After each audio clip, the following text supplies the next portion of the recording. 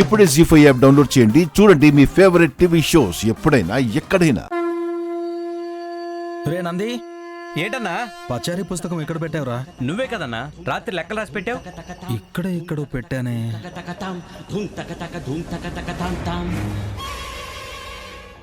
అన్నా ఆ? ఇదిగో అన్న పచారీ కొట్టు పుస్తకం.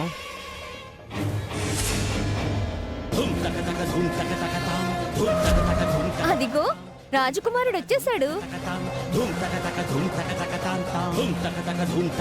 కుముద హ్యాండ్ రైటింగ్ లా ఉంది. అనగనగా ఒక రాజు, అతనికి 4 చెల్లెళ్ళు. ఇదేంటన్నా అదేదో మన ఇంటి కథలా ఉంది. అవునరా.